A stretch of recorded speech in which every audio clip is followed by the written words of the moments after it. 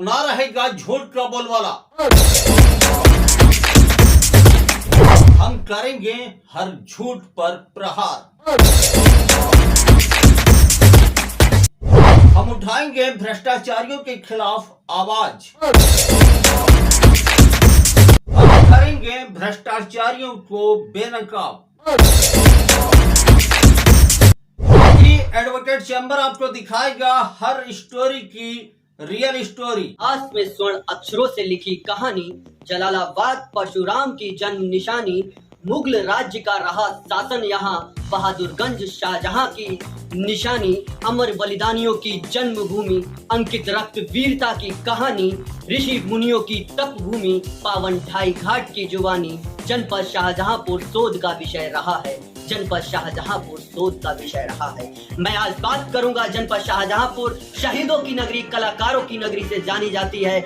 आज advocate chamber एक मुलाकात में एक ऐसी शख्सियत को लेकर आए हैं जो आपको रूबरू कराएंगे टैक्सेशन से, जो आपको रूबरू कराएंगे इनकम टैक्स से रिलेटेड सारी विधिवत जानकारी आपको देंगे। आज बात करेंगे आज मुलाकात हम करेंगे नीलय शुक्ला जी से। आज हमारे बीच है नीलय शुक्ला जी। मैं हूँ ज्ञान प्रकाश। आज हमारे बीच है नीलय शुक्ला जी। जानते हैं उनके सफर के बारे में। तो नीलय जी, आपकी प्रारंभिक शिक्षा दीक्षा कहाँ हुई, कैसे हुई? देखिए, प्रारंभिक शिक्षा दीक्षा हमारी जो शुरुआत हुई थी वो sacred heart inter college Sitapur से हुई थी, और उसके बाद हमारी जो अपने विद्या भारती के स्कूल हैं, संजय कुमार सरस्वती विद्या मंदिर, वहाँ से शुरू हुई। फिर मैंने अपनी सीए की पढ़ाई चालू की। उसके लिए मैं दिल्ली चला गया था। मैं दिल्ली से सारी पढ़ाई की, मैंने चार्टर्ड अकाउंटेंसी की, और अभी 2018 में मैंने क्वालिफाई किया सीए। आज मुझे 5 साल हो चुके हैं सीए बने हुए। जो आपने सीए की पढ़ाई की, उस पढ़ाई में लगभग 5 साल या 3 साल लगे होंगे। उस जर्नी का क्या कहा जाए तो कहते नहीं, क्या स्ट्रगल रहा होगा, वो थोड़ा सा हमारे दर्शकों को बताएं। देखिए, सबके साथ एक ऐसा दौर होता है, वो सीए का जो स्ट्रगल होता है, वो जो भी सीए बनता है वो सबको एक वो दौर से गुजरना पड़ता है। ऐसा कोई भी सीए नहीं होगा जो सीए बना हो और उसके साथ वो स्ट्रगल का दौर ना आया हो। तो क्योंकि पढ़ाई बहुत, आपको पता होगा कि जो वर्ल्ड के टफेस्ट कोर्सेज हैं उसमें हमारे कोर्स की काउंटिंग होती है। अपने जो यूपीएससी है या सीए है, इन सब की एक अलग ही पहचान है। तो दौर तो देखिए, वो ऐसा रहा समय कि काफ़ी स्ट्रगल करना पड़ा जब हम लोग यहाँ से गए। तो क्योंकि मैं एक अपनी मिडिल क्लास फैमिली से बिलोंग करता हूँ, तो हम लोग क्या जो कुछ है हम लोगों के पास शिक्षा दीक्षा ही है और कुछ नहीं है।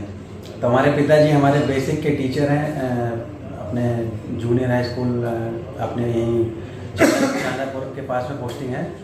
तो हम लोगों के पास जो भी है वो शिक्षा दीक्षा ही है। उन्होंने हमें शुरुआत से ही बता दिया था कि तुम्हें जितना पढ़ना उतना पढ़ो। और जैसा कि मैंने कॉमर्स ली थी तब, तो अपने शाहजहांपुर के डॉक्टर विकास पांडे जी हैं कॉमर्स के, वो भी कोचिंग कराते हैं और एनटीआई में पढ़ाते हैं वो। तो उन्होंने हमसे पहले ही कह दिया था कि आप लोगों ने कॉमर्स ली है तो अब आपको या तो सबसे बड़ी जो डिग्री है कॉमर्स की वो लेनी चाहिए, या फिर आप लोग कहीं मास्टर बन जाएंगे या किसी के मुनीम बन जाएंगे, अगर कॉमर्स में और कोई स्कोप नहीं है। और बहुत ही ज़्यादा गिरी नज़रों से हमने जब कॉमर्स ली थी तो लोग देखते थे। कॉमर्स जो लेता था उसको ये समझा जाता था कि ये पढ़ने लिखने में बिल्कुल बेकार है। तो ये चीज़ है भी, क्योंकि पढ़ाई थोड़ा सा ऐसा नहीं है कि पढ़ाई नहीं होती है, लेकिन एक अपने समाज में एक भ्रांति फैली हुई है कि जिसने कॉमर्स ले ली, समझ लो इसका पढ़ने लिखने में कोई मन नहीं लग रहा है और ये अब कुछ नहीं कर पाएगा। आर्ट वालों का तो और भी बुरा हाल है, सबसे ज़्यादा इज्जत रिस्पेक्ट मिलती है पीसीएम वालों को। तो ये भी हमारे लिए एक चैलेंज था कि अब हमने कॉमर्स ली तो फिर हम सबसे बड़ा ही जो काम होगा वही सबसे बड़ी डिग्री लेंगे। ये एक अपने अंदर एक डिसाइड किया था, क्योंकि बहुत से लोग कहते थे ना कि क्या करोगे। तो उसके लिए फिर मैंने अपने पिताजी को बताया, मैं कहा दिल्ली जाऊँगा, मैं पढ़ाई करूँगा सीए की। तो उन्होंने कहा कोई दिक्कत नहीं है, आपको जो करना हो वो करो। तो जब भी बात होती थी यहाँ पे तो वो यही कहते थे कि कोई कमी नहीं है घर में, कोई हमें पता था कि जो भी है घर की सिचुएशन तो सबको पता ही रहती, मतलब कोई कमी नहीं, तुम बस पढ़ते रहना। तो मेरा 23 साल की उम्र में सीए निकला, और उसके बाद अभी मेरी उम्र 28 साल है। 5 साल मुझे पोस्ट क्वालिफिकेशन हो चुके हैं। तो सीए की जर्नी में बहुत सी दिक्कत आई। हम लोग 19-19 घंटे पढ़ते थे। मतलब वहाँ पे ऐसा कुछ नहीं होता कि आपको इतने घंटे पढ़ना चाहिए, आपको जो सिलेबस है वो कंप्लीट करना है। और जब तक आज का टारगेट नहीं कंप्लीट हो गया तब तक सोना नहीं है। मुझे याद है कई बार रात में पढ़ने बैठते थे, खाना खा के 8-9 बजे, तो बैठे रहते थे, क्वेश्चन करते थे, देखते थे। सुबह जब तो दिन निकल आता था, लगता था अरे यार ये तो सुबह हो गई, अब तो सो जाना चाहिए। तो वो दौर भी देखा हमने। और एग्ज़ाम के टाइम देखते थे कि खाना खाने तक का टाइम नहीं होता था। तो मतलब इतना ज़्यादा वास्ट सिलेबस होता है, इतना रिवीजन करना होता है, इतना पढ़ाई करनी होती है, इतना अब तो ये है कि आप उसको स्मार्टली पढ़ेंगे तो जल्दी क्वालिफाई करेंगे। और जो अगर किताबें गट्ठर भर लेके पूरी बैठे रहे तो नहीं हो पाएगा, क्योंकि सिलेबस ऐसा है कि 10 साल तक कंप्लीट नहीं होगा, वो इतना ज़्यादा सिलेबस है। इंस्टीट्यूट के हम लोगों को देखना है कि क्या चाह क्या रहा है इंस्टीट्यूट, हमें क्या पढ़ना चाहिए, तो उस हिसाब से बस अच्छे टीचर्स मिले, अच्छे लोगों का हमको सहयोग मिला, तो उससे हमारा फर्स्ट अटेम्प्ट में निकल गया सब। सर सीए में लगभग कितने पेपर होते होंगे? सर पेपर तो अब तो चेंज होता रहता है सिलेबस। पहले तो था कि फाउंडेशन, मैंने सुना 16। नहीं मैं बता रहा हूँ। फाउंडेशन में 4 पेपर होते हैं, उसके बाद सीए इंटरमीडिएट उसमें 8 पेपर होते हैं, फाइनल में भी 8 पेपर होते हैं। और फाइनल और इंटरमीडिएट दोनों को 2-2 ग्रुप में बांटा गया है, ग्रुप 1 में 4-4 पेपर। तो सर आप अपना आदर्श यहाँ तक किसको मानते हैं? सर आदर्श तो बहुत से लोग हैं जीवन में, क्योंकि जो भी सहयोग करे, जो भी अच्छा लगे जीवन में, वो सब जिसके चीज़ों को हम फॉलो करें वो हमारे आदर्श होते हैं। और मैं कहूँगा मुझे हमारे पूरे सिलेबस में सब अच्छे ही लोग मिले, मतलब पूरे सीए के जर्नी में सारे लोग बहुत अच्छे ही मिले। कोई सारे टीचर्स अच्छे मिले, तो उनके सहयोग से, उनकी बातों से सारा दौर अच्छा ही निकला। सर अहम और अंतिम सवाल हमारा ये है कि आज भी कहा जाए तो काफ़ी जनता ऐसी है जो इनकम टैक्स के बारे में नहीं जानती है। तो टीडीएस क्या है, इसको थोड़ा सा विस्तार से, और टैक्सेशन क्या है, इसको थोड़ा सा विस्तार से हमारे दर्शकों को बताएं, ताकि उन लोगों तक ये बात पता चले कि इनकम टैक्स भरना जरूरी है। देखिए, मैं बहुत आपका बढ़िया क्वेश्चन है और इस पर ज़रूर मैं बताऊंगा। अपने यहाँ शाहजहाँपुर में या अपने कई लोग हैं जैसे ग्रामीण एरिया से बिलोंग करते हैं या जिनको पता नहीं है, उनका ये मानना है कि हम जितना इनकम टैक्स से दूर रहेंगे, हम जैसे लोग कमा तो रहे हैं लेकिन बताना नहीं चाहते, तो उनको लगता है कि हम बताएंगे नहीं तो सरकार से छुपा रहेगा। तो उनको ये भ्रांति फैली है। उनको अपनी जो भी इनकम है उसको 1 नंबर में सारी लानी चाहिए, उनको बताना चाहिए। और जितना ज़्यादा हम 1 नंबर में इनकम लेके आएंगे उतना ब्लैक मनी हमारे उससे दूर होगा और सरकार तक सही जानकारी पहुंचेगी। हमारा इंडिया जो पैसा तो बहुत है हम लोगों के पास, अगर हम लोग सारे लोग इनकम टैक्स रिटर्न फाइल करने लगे और सब लोग बता दें हमारी इनकम है, तो हो सकता है हम एक बार अमेरिका से ऊपर निकल जाएं, चाइना से ऊपर हमारी इकोनॉमी निकल जाए। लेकिन इंडिया में लोग बताना नहीं चाहते। गवर्नमेंट बहुत प्रयास कर रही है, अच्छे जो AIS TIS वगैरह ये सब लेके आई है, और लोग जो नहीं फाइल कर रहे हैं रिटर्न, उनको नोटिस भेज रही है कि फाइल करो और अपनी एक्चुअल इनकम बताओ।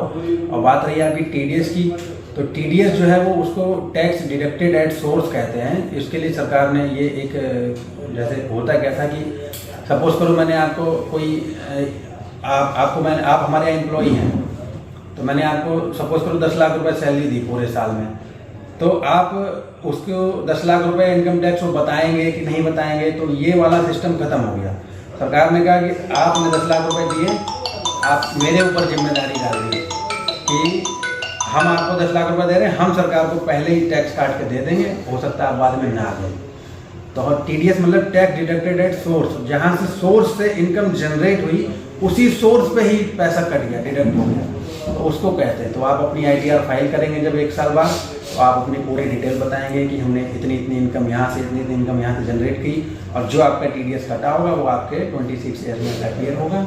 आप अपना अगर कम पड़ेगा तो और जमा करेंगे, ज़्यादा हो गया होगा तो वो आपको ब्याज सहित वापस आ जाएगा।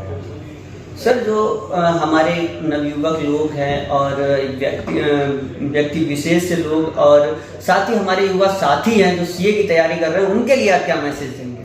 देखिए, मैं उनके लिए यही मैसेज दूंगा कि अगर CA में एक बार एंट्री की है तो पूरे दमखम से, पूरे मेहनत से लग के इसको क्वालिफाई करें।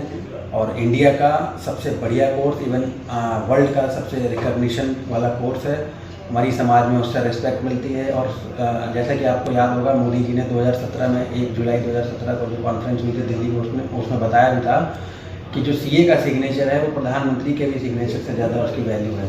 तो हम समाज को एक अच्छी दिशा दें और ये सीए बनने के बाद ही हो सकता है, क्योंकि सारी कंपनियां सिर्फ या कंपनियों की जो बैलेंस शीट है सरकार सिर्फ हमारे साइन पे भरोसा करती है।